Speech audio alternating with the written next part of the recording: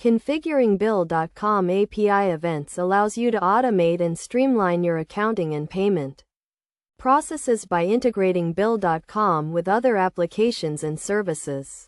To get started, you need to understand the basics of API events and how they work within the Bill.com platform. First, you need to generate an API key and secret key from within your Bill.com account. This key and secret will be used to authenticate your API requests. Navigate to the developer portal within Bill.com. Click on API keys and generate a new key.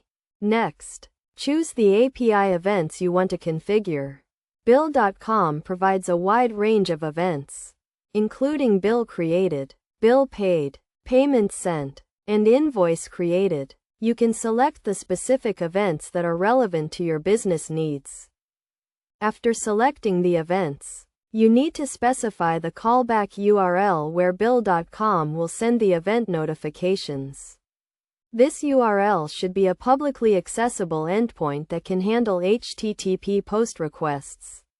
You can use a service like Zapier or create a custom endpoint using a programming language like Python or Java. Once you have specified the callback URL, you can test the API events to ensure they are working correctly.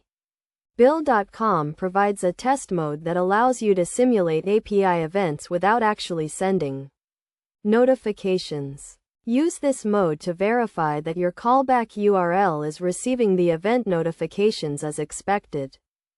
Best practices for configuring Bill.com API events include using secure authentication methods, handling errors and exceptions, and logging event notifications for auditing and debugging purposes. You should also ensure that your callback URL is secure and can handle a high volume of requests.